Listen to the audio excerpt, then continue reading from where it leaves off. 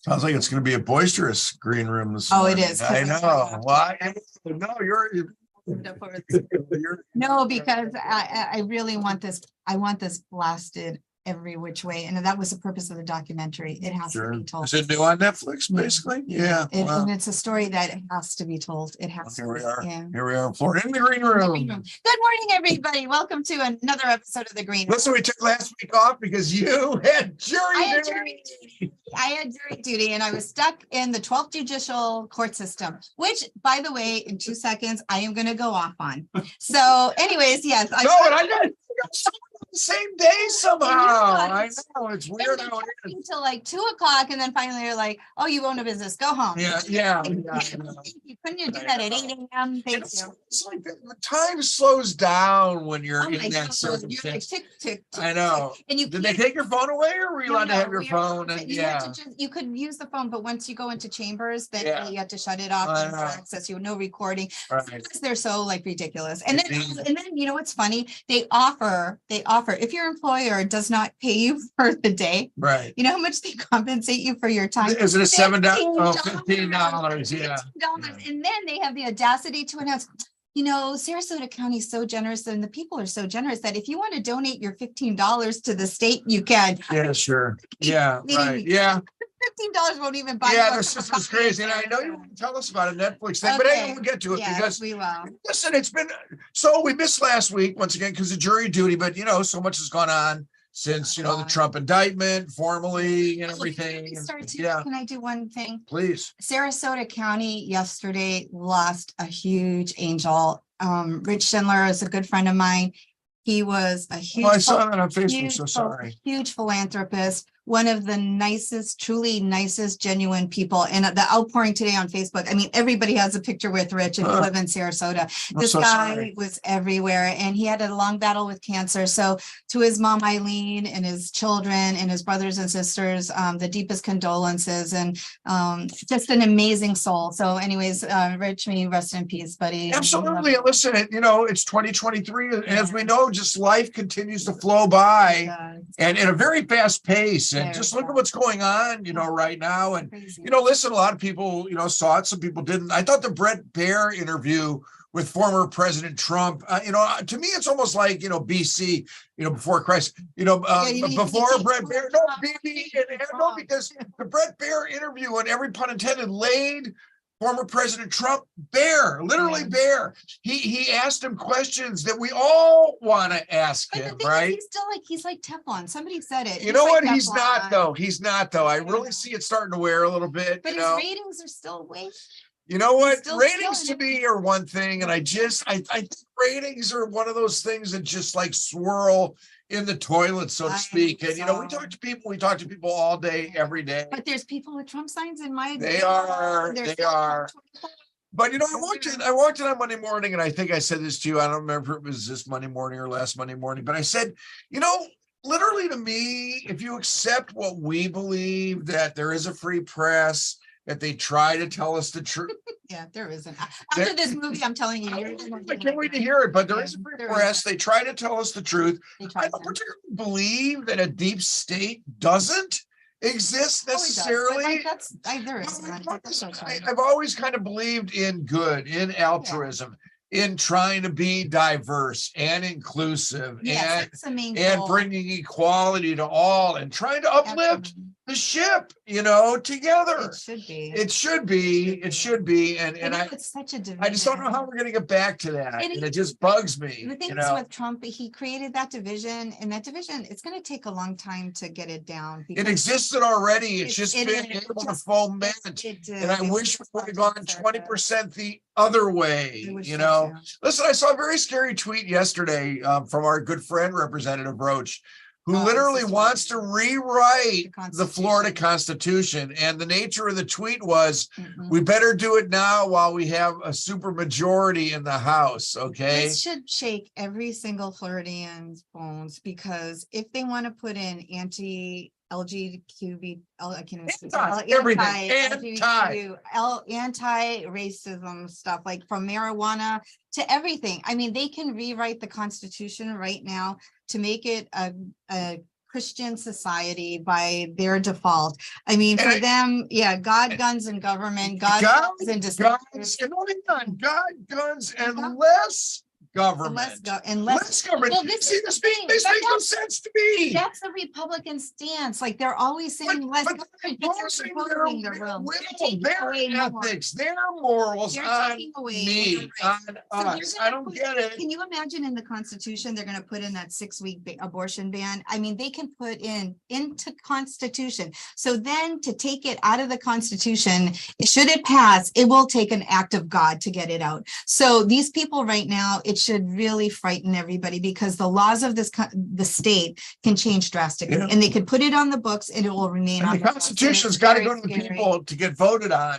But who the heck knows with what oh my Lord, I know. And if they put it on, don't forget the way they're going to word it. Dangerous. It's so dangerous that they're going to phrase it. You know, their attorneys are going to make it so confusing that no one's going to be able to understand the question when they do it, and it's going to pass. So you say, how does the Constitution, believe it or not, you've done it 18 times. Yeah, and the one we're working on now is like 30 years old. I don't know. I forgot. I read the article, but I forgot the details. What's his face? Robinson, Representative Robinson from Bradenton, Manatee County. He's Representative Gregory and others. They're well known as Christian warriors.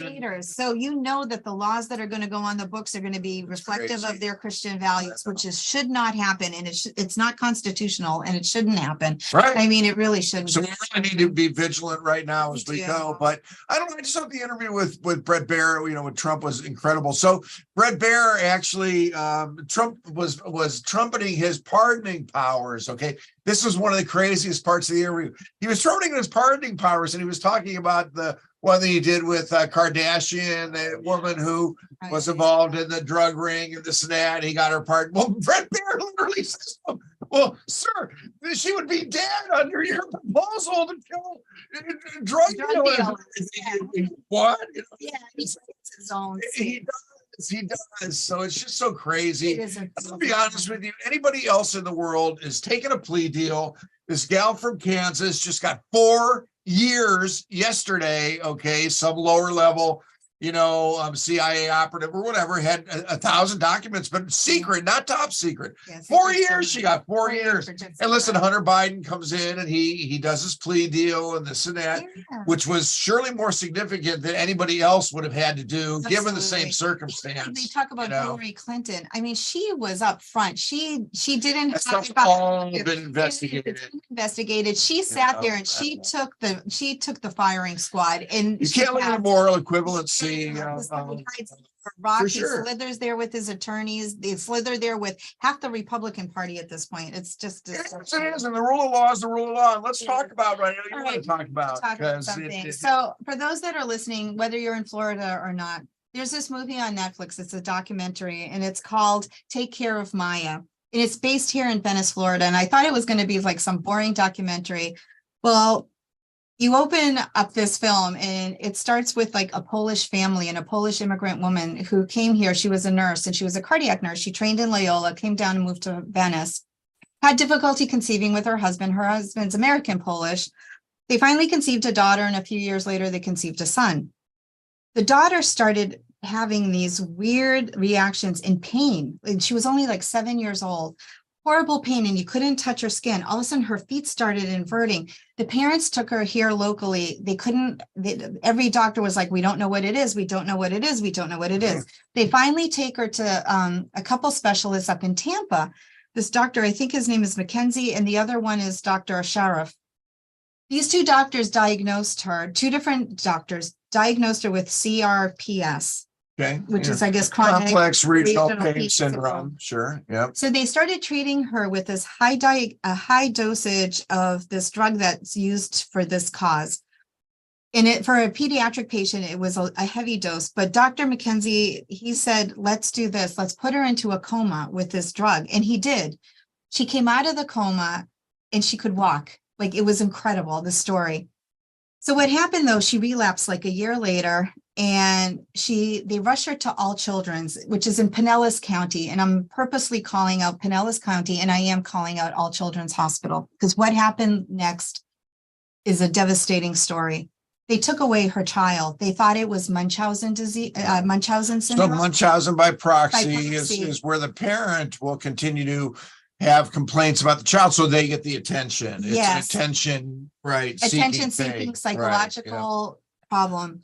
Rarely seen. They accused her, I guess in Pinellas County and at All Children's Hospital, a lot of parents have this problem. So they took away her child when she was in the hospital, and they banned the parents from seeing her for 3 months. They went before a judge, the 12th Judicial Court, and Dr. Wadsworth, to the judge, God help you, and may everybody pray for your soul, because it's not going up, it's going down, buddy. This guy was so corrupt. The judge system, the judicial system, the 12th Circuit Court of Sarasota County and All Children's, they privatized Children's Protective Services. It's a money-making machine. And what they do is they take away children from their parents at All Children's, and they place them into this individual corporation because they privatized it to make money. Wow. This was exposed by a reporter here in Sarasota County. It turns out this family was not alone. When she published the article, and this is back in 2017 in Venice, and she published it in Sarasota Herald Tribune, she said the reporters showed hundreds of families that this happened to, all by this Dr. Smith in Pinellas County, who was on payroll of not only All Children's, she's also on payroll of this little money-making machine that takes children away. They were all intertwined between the 12th Judicial, all of them were locked in.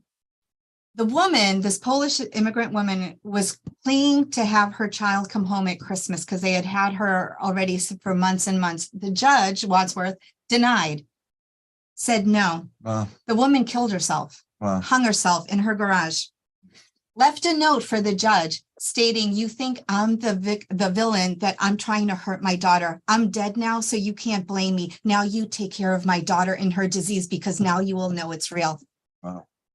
So this Dr. Smith the whole time was claiming that this CRPS is not a diagnosis for this child. It was made up. It's fictitious. The two doctors who were her primary pediatricians called Smith. Smith denied that they ever spoke with her, denied that she ever was made aware that they had existing doctors who took these orders and gave the orders to the mother for the infusions and for this volume of meds. The girl was in the hospital. They kept saying to All Children's, kept reporting saying, oh no, they reported to the attorney now, because they had an attorney because the mother died. They kept saying, oh no, the daughter's doing better. The daughter couldn't move. And they were saying, no, they assigned a woman, get this, the case manager at All Children's is a convicted felon of child abuse with 8 counts against her. So is this still going on? Yes. And they haven't removed any of them, which is sick. And this is just, it's so disgusting. And the story, I think this is why this documentary was done, because the outrage, and you should be outraged. And I'm telling you right now, do not take your child to All Children's. And I point blank say it. And you need to watch this. Well, I've heard rumors, I've heard of this case, of course, as a physician, and it plays into the theme of the day of the caregiver, quite frankly, So the caregivers, not just like, so what happened? The mother, who was the caregiver, killed herself. When this reporter went to father and a son still. The son and the daughter now is testifying. Okay, so now the mother dies. Obviously, they get into a court date because now they're going after All Children's. The 12th Judicial Court of Sarasota County dismisses the case 8 times. 8 times. This little girl was denied, and the daughter wanted to read a statement. The judge goes, I don't want to hear it. He goes, I don't have time for this. He goes, I had to push 2,000 cases just to have you sit here. He goes, I'm done with this. And he walked away and wouldn't even listen to the little girl whose mother killed herself over this. Well, the attorneys in the meantime were looking at the case. They found out that All Children's Hospital, they were charging their healthcare provider in the hundreds of thousands of dollars for what diagnosis? CRPS. Even though they denied she had it, they were charging, they were billing for. So it was, so now they appealed it to the highest court to be heard. And so now supposedly September 11th, 2023, they're supposed to go in front of the judge, and they're supposed to have a jury called. Wow. So if you have jury in that time frame, you might be called for this case. But the corruption between the 12th Judicial Circuit Court of Sarasota, all children's, in this private business. Hundreds of families. There was a woman, the husband came on live. He was arrested for 80 months because their child had a rare blood disease. It was all kind of like along the lines of hemophilia, where like the child was bruising and breaking easily. The father was arrested 80 months. They lost their house. They went to it's insanity. No, listen, as an ER doctor, I mean, everybody knows there are certain reporting requirements that you have as a practitioner. But believe me when I tell you, we always knew that when you took that step, there's no going back, because the zealous nature sometimes of that system can absolutely take over. But this is beyond. This is beyond. This is the money-making machine. It's privatized. So they're making hundreds of thousands of dollars by stealing, or like literally taking away children. If you go to all children's, you have a high probability. And actually, this reporter, she had a graph. It was frightening of our county in Pinellas County versus the rest of Florida. Never mind the rest of the United States, where we're like way ahead of taking children away. What's the name of the Netflix? It's called Take Care of Maya, and that was the last word she said to the judge in her suicide letter. Take care of Maya. And listen, the caregiver. And listen, and this is a caregiver. And when it comes to caregivers, first off, we're going to call Donna in a second, because Florida changed their caregiver program to a horrible extent. But I want to go back to my ER days. And when I was an ER doc, Ruta, I always took the time to look at the caregiver in that circumstance when they would come in, with the patient, and thank the caregiver, See, that's so because you know what? And I had a lot of patients and families and all that, tell me, later that it did make a difference, because, some of those families you see more than once in the ER environment, some you don't.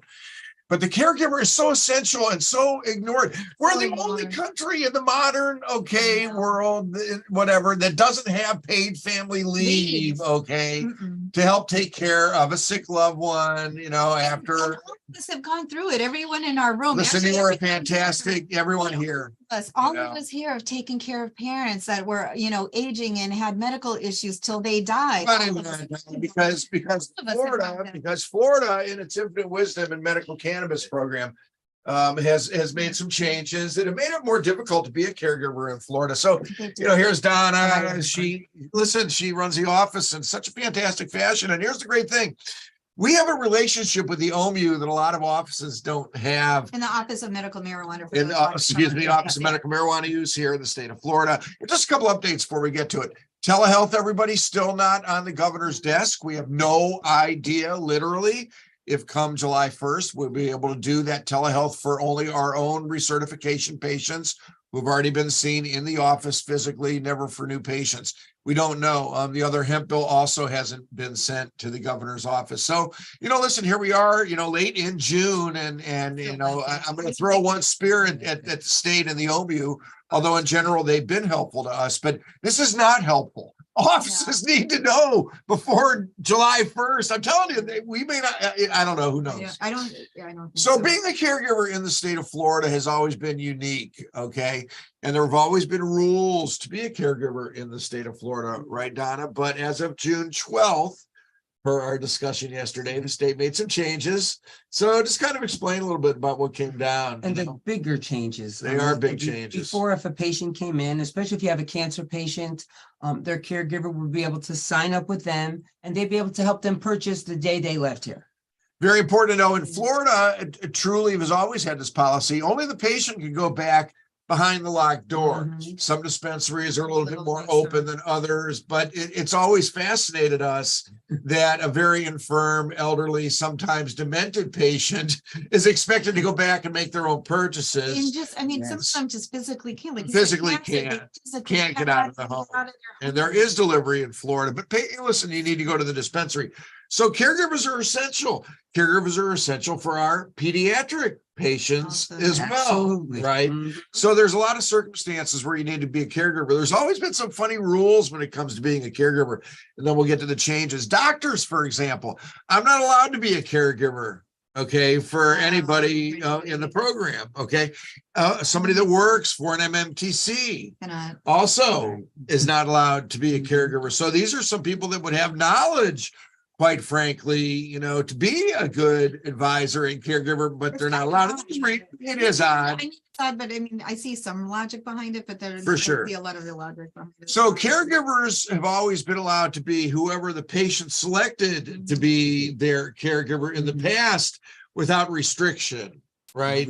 As of June 12th, now there are added restrictions. Yes, So why correct. don't you tell us what the state added? So first you request to have that caregiver. Then if you are a person who is related, marriage, a daughter, a son. What they're calling a close personal relative, relative. I think is the wording. Listen, if you're a patient already, everybody, you've gotten the notices from the OMMU. It's amazing what they don't send out. And then what they decide that they are going to send out. It causes massive confusion. It does cause massive They confusion. never explain anything fully. Right. Where people can understand it. So if you're a close personal relative, married, okay, but now, do we know this for sure yet or not? Because there was some discussion in the doctor meeting last night. There's an attestation that the patient signed that they're actually married to the person they're going to be a caregiver for. But now we believe they may want the marriage certificate as well. Yes. Right. Some on the call last night felt that you could bypass that by putting in the attestation letter as the marriage certificate, but Tiff's got to check on that today. Yes. But the point is these things come out and listen, that's why everybody, please be kind to your medical cannabis physician and staff. Believe me when I tell you, a lot of these times we operate, and to make no bad as them most of the time. to make no bad submarine jokes today. And I do pray for those people too. But my point is we're navigating, with really minute by minute, actually. It is kind of minute by minute. So also, if you're going to be a caregiver, okay, for your child, they now want birth certificate. Okay, things like that. So this stuff has always, believe it or not, everybody been in statute, but it's the kind of thing that they're just now implementing, and it's causing massive confusion. Again, like we talked yesterday, they should have done this day one. You don't go and backtrack and now cause massive confusion. And honestly, I'm sorry, but you're talking some of these patients. We live in Florida. Patients are in their 80s and 90s. And especially our patients. They're sick to begin with. So they need a caregiver, meaning they're already sickly. And on top of that, you're putting a burden of them trying to find a marriage certificate or a birth certificate or I'm waiting for one of my Jewish couples to bring in their big decorated ketubah, that they have on their wall or something. Because who the heck can find a marriage certificate from 50 years ago, but that's still around, No, listen, it is. And listen, here's another very, very important thing. If you're not that close relative, in other words, a hired aide, a hired certified nursing assistant, for example, or anybody that is helping that patient daily who may not be a first-degree relative, they need now, Donna, to have fingerprints and a level 2 background check. You're going through INS. These are citizens of this country, first of all, because that is an INS check. That's like Homeland Security checking. That's above and beyond ridiculous in my book. I'm sorry. That's like for citizenship status when you're not from this country. So we've checked out the cost of that. And of course, there's a charge for the fingerprints. So it's $78, I think it is for the fingerprints. It is $77 for the license. And then a $6 charge to keep that on record. Your fingerprints. So every year to redo it. That's right. That's right. What so it's branches of medicine do that? No, they none. There's no other branch of medicine that does that. You can just go to an attorney, get a letter that you're the proxy or whatever, or the surrogate and the caregiver, and that's it. You're done. Treating it not like medicine. Listen, cannabis differently. Don from behind the screen there is asking everybody's philosophical questions. Because the other thing is, like, even for the caregivers, here again, you're talking the sickest of the sick population, and somebody is caring for them, and now you're putting the financial burden not only on the caregiver, but the patient who many times is on Medicare or Medicaid, or they don't have, they're barely having enough to get some medicine in them. Never mind that this isn't. And they change caregivers too. Yeah. So, you know, I mean, sometimes you have somebody great, you know, they're with you for a year, this, that, but you know, listen, jobs. And then, so it's crazy. It's nuts. Crazy. And any impediment towards access, everybody, will always be a burr in my butt and this practice's butt. We will continue to advocate from every angle that we can, okay, to achieve better access for our patients. But isn't it God, guns, and less government? Less Where's the government. less I government don't- clause? right. You're taking away more and more rights and burdening the population with more government. And you wonder why the state is doing this, you know, at this particular point in time. We know that ultimately there's going to be some form of legal adult use in the state, but as I always remind everybody, a taxed legal adult use and a regulated by amount legal adult use. But to me, it's the understanding of cannabis as medicine. And listen, here's the point. As everybody knows, legislative session's been over for a couple months. We're still waiting to see what the governor is going to do with our bills. But before we know it, October is going to roll around again, and we'll be back in that committee season, that legislative season. We had to talk about it at the doctor meeting last night. Okay, our goal is to lead the educational session in the October committee season to talk about the hemp market right now and the Delta 8 and the hemp-derived Delta 9s to make sure they understand what our issues are, okay, in the medical program. You know, it's funny, in the doctor meeting last night, we have new doctors in the group, which was great because I want to give a big shout out to Gene Jones and the FMCCE conference back on June 2nd. Excellent, great talks, and really good collegiality for the docs. So we had a lot of new docs on our call last night. Doctors were asking if they could get their card, actually, right? Oh, right. So it's interesting that there's still that level of knowledge, okay, that's just scraping the surface of what's allowed. So when I talked last night about Sarasota Memorial Hospital's very important decision, okay, to add medical cannabis into their employee handbook as an accepted medication with cannabis card recognition, right? It's not the only hospital that has done that. Some of the other docs on the call last night have talked about others. And my point is, those are local decisions that can be mitigated by work within your local environment. Within your local, right? And I think that's one of the things that differentiates our clinic too, is we are in the community and we do go out to events. We do shake hands with the presidents of the hospitals, you know, to try to make that connection. We do have our name up in big lights at a hospital event so that they know we're here. And I think that's so important because that paves the way, and it is critical. And just a shout out also to our clinic a little bit. We are going to be working with the coalition, we believe, to get studies done here in the clinic. So they're really exciting. Really exciting. We've been doing our surveys, and Dr. Cook and the consortium. Right. They're agreeing to come out in August. They're going to spend the day at our clinic, see what we're all about. They're really interested because we have so much, we have results of our studies right now that we're doing in our surveys, and it's of so much interest to them that they do want to come out and spend the day and hopefully send us an intern to sit in the clinic. Yeah, it's exciting. Listen, I'm a clinician and an educator, and I like to stay within my rails. I've never been a researcher, but Ruta's done a great job of really accumulating an unbelievable amount of data. And we have a pool of patients that I think are eager, quite frankly, to share with the state what their results have been. Absolutely. You know, we try to really impress upon our patients that the reason that we do what we do with passion is that we know we're tip of the spear. And a lot of our patients are also very eager to be that tip of the spear from the patient side to deliver the message that they have. There's not a day that doesn't go by that I don't have a patient tell me, if you ever need somebody to speak here, speak there. Comments on the surveys.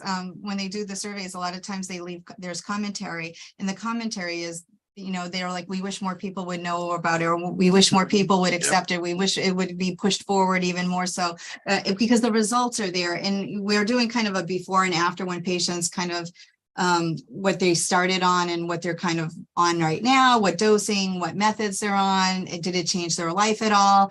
And I think it's like 92%, it's like 92.7% say it changed their life for the better. I mean, it's a huge dramatic number. And then we're talking patients. What a unique field of medicine. To me. No, it's one of the things that deliver when I talk to doctor It groups is, about it's the joy of really, listen, it's tough to be a doctor, and people have heard me It speak is. to it. It's one of my new Barry Bingo back to the shirt lines. It's tough being a doctor these days, and it's tough being a patient, and you want all the arrows out of the quiver. And I like the arrows with the soft tip. Yeah. In the old days, they used to have that suction cup. If you Yeah, caught it that's- just right, they hit the window and they stuck. Now it's more the nerve. I was gonna to that say extent, something. But anyway, listen. So I'm gonna be gone for a couple weeks. Ruta, I know I'll do a green room or two. I'll And, do a and, couple. I have yeah, some for guests sure. coming. Yeah. I have some Awesome. lined up. And it's going to be a busy time, everybody, but stay safe. We have July 4th coming up, of course, and things of that nature. Let's celebrate liberty and We should freedom, celebrate in it. this country. And for your story, watch this space, because Watch this that's a on Rachel Netflix. Maddow line, but I'm not going to let that one go, because I Yes. know that environment of which it happens. And there are stories of other kids that have been caught within the system. I knew not of hundreds. So I'm gonna make sure I watch that Netflix, This reporter was like taken aback. I mean, hundreds of cases. So do you have any anticipation that it's gonna spark an outcry here? Yes, I think so. And I think that's the purpose of whoever, I don't remember the name of the person that made the documentary, but it was because of, it was such an outrageous story. And when it bubbled into even more outrageous, that hundreds of families are having this kind of thing. To anyone. It can happen It to can happen to anyone. anyone. Anyone. And they said, you take your child to the emergency room, and granted, okay, God forbid, there are families that have abusive parents, and this does happen to children. And for those families, that's a different story.